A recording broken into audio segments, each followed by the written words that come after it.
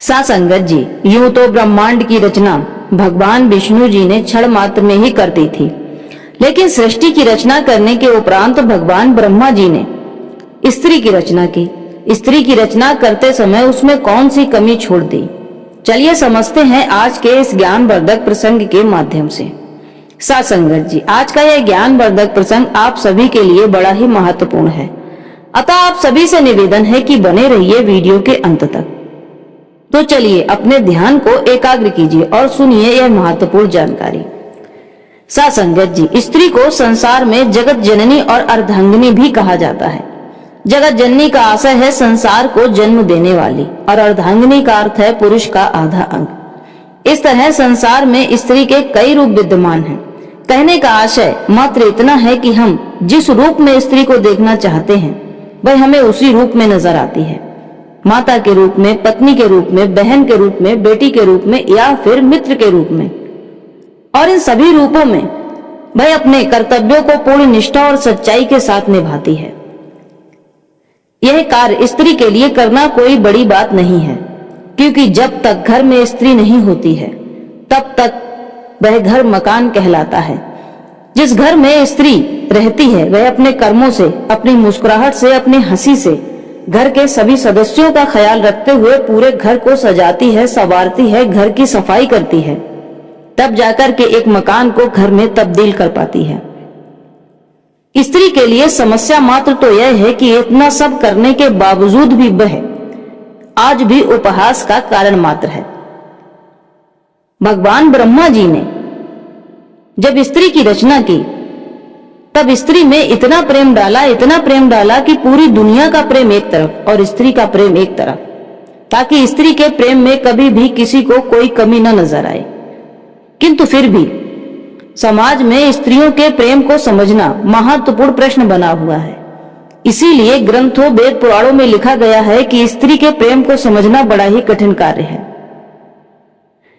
आपने अक्सर सुना होगा कि स्त्री को और स्त्री के प्रेम को समझना नामुमकिन है।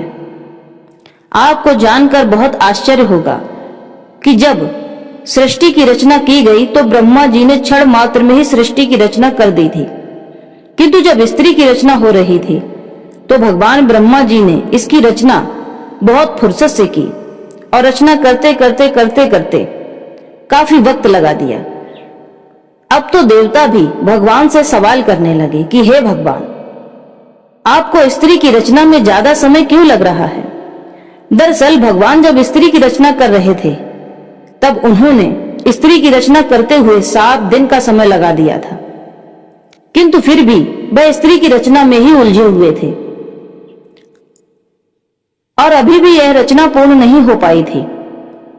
इस बात को लेकर देवदूत इतने परेशान हो गए थे कि उनसे रहा नहीं गया और उन्होंने भगवान से प्रश्न कर लिया कि हे प्रभु, जब आपने 1 मिनट में संपूर्ण सृष्टि की रचना कर डाली तो फिर स्त्री की रचना करते समय इतना वक्त क्यों ले रहे हो? इससे पहले तो आपने किसी भी रचना में इतना समय नहीं लगाया। तब भगवान ब्रह्मा जी ने देवदूत को उत्तर दिया और कहा कि हे देवदूत, तुमने इसके गुण देखे हैं क्या?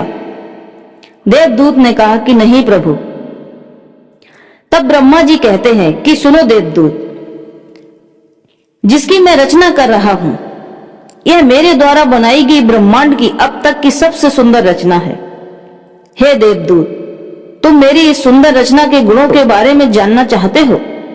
यह मेरी वह रचना है जो हर हाल में, हर परिस्थिति में, हर संकट में चट्टान की तरह खड़ी रहेगी और आने वाली हर विपरीत परिस्थितियों का सामना करेगी।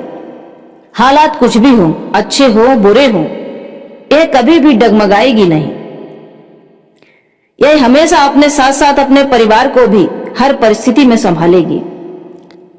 फिर स्थिति चाहे कैसी भी हो, कितनी भी भयानक क्यों ना हो, यह सबको खुश रखने का प्रयत्न करेगी। इसमें इतने गुण हैं कि यह अपने परिवार और अपने बच्चों को समान प्यार करेगी। इतना कहते हुए भगवान ब्रह्मा जी देवदूत से कहते हैं कि हे देवदूत, जरा मेरी प्रिय रचना को स्पर्श करके तो देखो और फिर बताओ कि तुम्हें कैसा लगता है।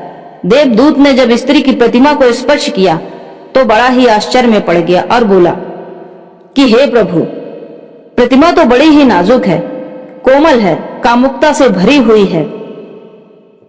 इतनी कोमल और नाजुक प्रतिमा कठिन से कठिन परिस्थितियों का सामना कैसे कर पाएगी?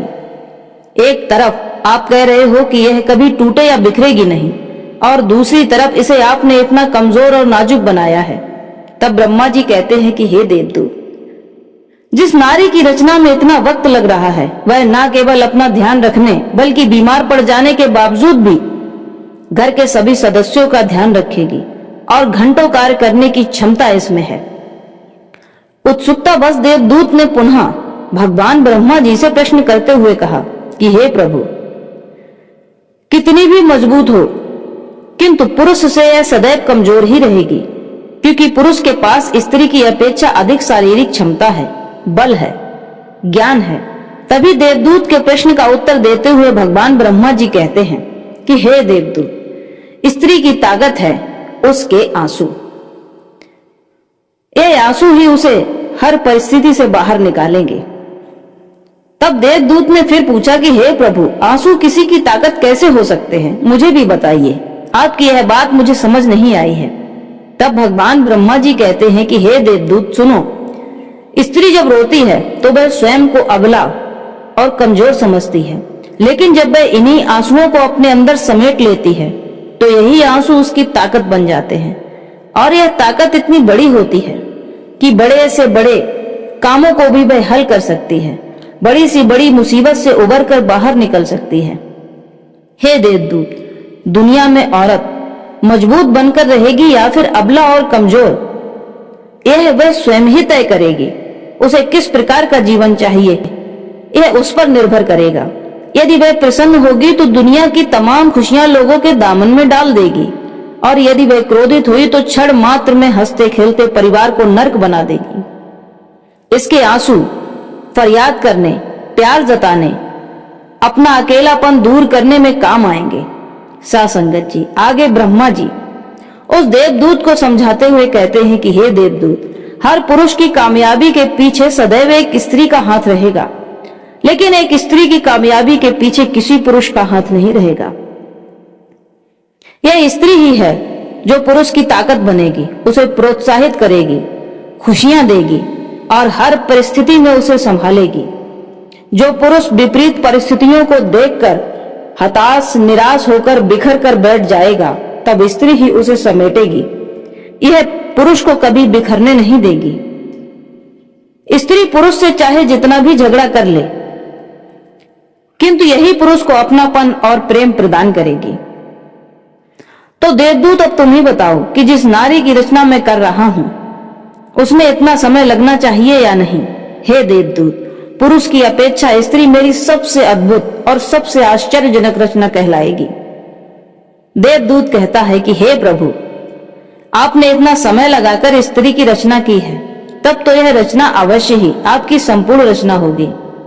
तब भगवान बोले कि नहीं, अभी इसमें एक कमी है। यह सबके लिए जीना सीखेगी, सबको खुश रखने का प्रयास करेगी, अपने परिवार की हिम्मत बनेगी, मगर खुद का महत्व भूल जाएगी। पुरुष थक हार कर आराम कर लेता है, परंतु यह थक हार कर भी घर गृहस्थी के कामों में सदैव उलझी रहेगी। घर को सदैव सजाने और संवारने का काम करती रहेगी। सबको संभालते संभालते, सबको खुश रखते रखते स्वयं की कीमत कभी समझ नहीं पाएगी। किंतु जो स्त्री स्वयं के अस्तित्व को, स्वयं की गरिमा को पहचान लेगी और स्वयं के लिए समाज में आवाज उठाएगी, तो वह बड़ी से बड़ी ताकत का भी सामना कर पाएगी। सासंगत जी, पुराणों में स्त्रियों को जितना कमजोर बताया गया है, उतना ही मजबूत भी। यदि स्त्री चाहे तो वह कार्य संभव बना सकती है जिसे करने के लिए पुरुष 10 बार सोचता है। किंतु बहुत कम स्त्रियां ही हैं जो अपने जीवन के मूल्य को समझ पाती हैं। यह वही समझ पाएंगी जो स्वयं के अस्तित्व को समझ पाएंगी। जिस दिन वह समझ जाएंगी कि वह दुनिया के लिए कितनी मूल्यवान है, उनका जीवन चारों दिशाओं को रोशनी देता है, उस दिन वह दुनिया को अपने एक अलग रूप से अवगत भी कराएंगी। हे देवदूत, ऐसा ही है स्त्री का जीवन, जो अपने लिए तो कम दूसरों के लिए अधिक जीता है। दूसरों के सुखों के लिए स्वयं को कष्ट को सह लेती हैं। ईश्वर के द्वारा दिया गया संसार को यह अनमोल रत्न है। साथ संगत जी, इसीलिए हमें कभी भी स्त्री का अपमान नहीं करना चाहिए, कभी भी उसे कष्ट नहीं पहुंचाना चाहिए। स्त्री का सदैव ही सम्मान करना चाहिए।